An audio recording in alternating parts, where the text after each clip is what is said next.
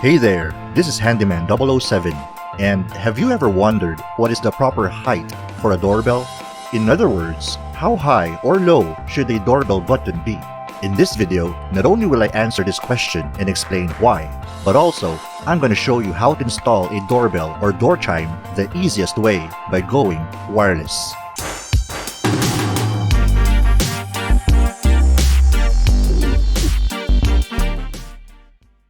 Because our old doorbell was broken, I went online and purchased this 2020 version of the Cacazi A10 Wireless Doorbell for 320 pesos or $6.52.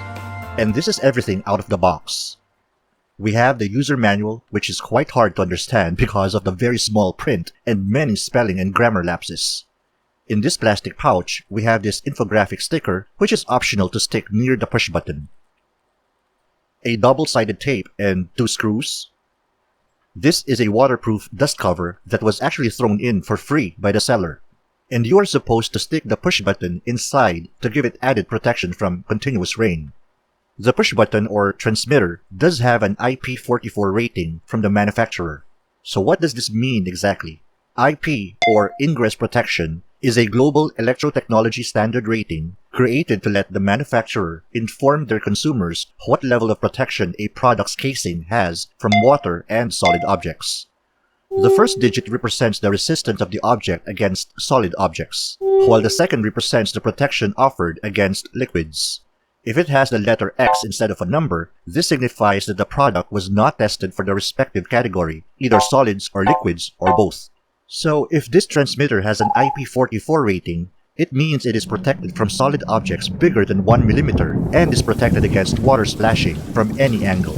However, it isn't protected from soaking like continuous rain, and so this waterproof cover is a welcome addition. This section here allows you to stick your house or unit number. This is useful if you are living in an apartment complex or condo as a visual reference for visitors or couriers if they are at the right place. This is the chime or receiver. On its side are 2 buttons. One controls the volume level and the other is the melody selector. I'll demonstrate exactly how these buttons work later in this video. It has a Type A plug that goes into a power socket and works from 110 all the way up to 240 volts. And over here is the speaker. Finally, we have this battery-powered push button or transmitter. Below is a notch to open it up. At the back are 2 pre-cut holes for mounting with screws or a marked surface for sticking it instead with this double-sided tape. And of course, in front is the actual push button. This does have a nifty feature which I will show later. But first, let me quickly talk about batteries. This is a size D battery. This is a AA battery, which as you can see is smaller than the size D. This is an all too familiar AAA battery. And this is an A23 battery. And the reason I'm showing you this is because this transmitter requires an A23 battery which is not included in the package. So if you ever got this product or any other brand whose transmitter requires a not too familiar A23, you now know what it looks like, and more importantly, you can actually buy it from most convenience stores like 7-Eleven or Ministop. Okay, so let's install an A23 battery in this transmitter. With a flathead screwdriver, pry the housing apart through this bottom notch.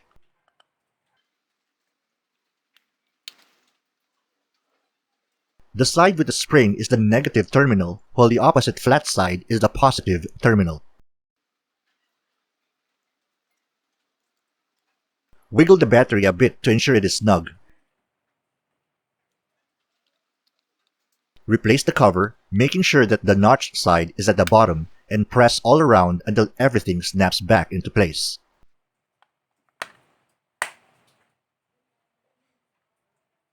To confirm if you have set the battery correctly, pressing the push button should light up the circle around it.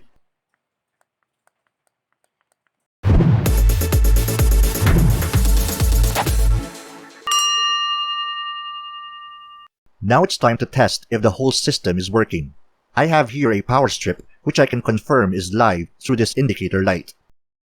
This is our push button or transmitter. And now I plug in the chime or receiver. Now let's see if the 2 devices are able to communicate in 3, 2, 1. This has 5 volume levels. Let's test each one by pressing the volume button. The lowest setting is 1, which is mute or silent. This mode is especially useful for the hearing impaired, sleeping children, or you simply don't want to be bothered at certain times in the day.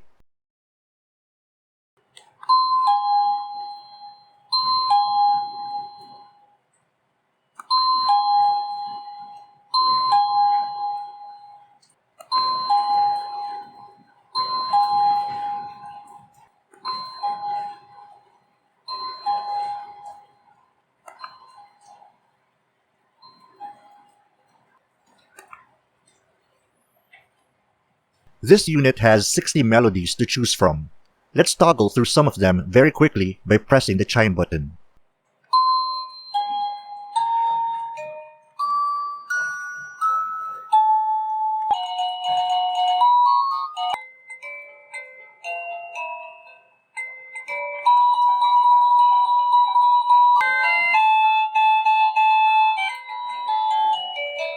Alright, I think we have done a successful test and now it's time to install everything.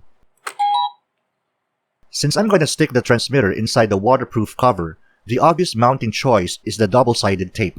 It's important to punch out the portion on these perforated holes so the tape can rest absolutely flat on the back panel.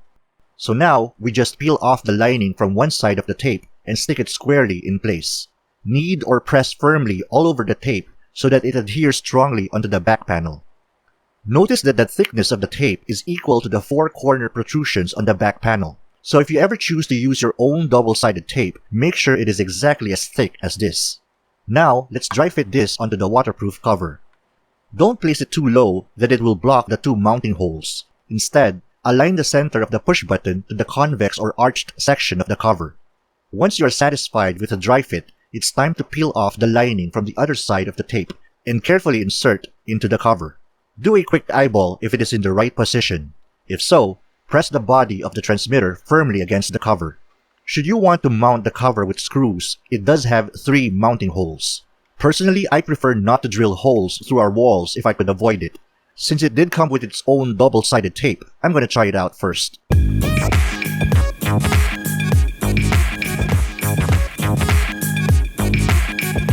Okay, let me do one final test before I set these 2 pieces to their final resting places. All good, let's go. The receiver goes to this socket in our living room. Let me select the max volume and a melody. Okay, I think that will do for now. In nearly every home, the doorbell is located on the left or right side of the front door. The bell or push button typically isn't on the trim surrounding the door, but rather on the wall next to the trim. In most cases, the doorbell is placed on the same side of the door as the handle and opposite from the hinges. This way, a person who rings the doorbell is directly in front of the door when the resident opens it. However, since we do have a perimeter gate like most urban residences in the Philippines, I'm going to follow that same guideline and mount the push button onto this concrete pillar. And so we come to our original question. What is the proper height for a doorbell? Doorbells should typically be mounted between 40 and 44 inches above the ground directly underneath them, so that they are easily accessible to anyone in a range of heights. If you think this is too low because you are referencing your own height, think again. Unless you are biased towards a certain height, your doorbell should be easily reached by all the other members of your home and visitors alike. This applies to kids, vertically challenged adults, and those who are mobility impaired like people in wheelchairs. Anyway, since I am mounting our doorbell using tape, I ensure a strong adhesion by cleaning the concrete surface with rubbing alcohol and thoroughly wiping it.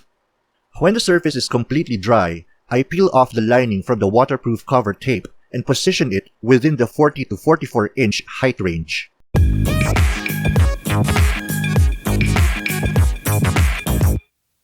Then I run a few tests to verify if the transmitter and the receiver are still communicating despite the distance and number of obstructions between them now.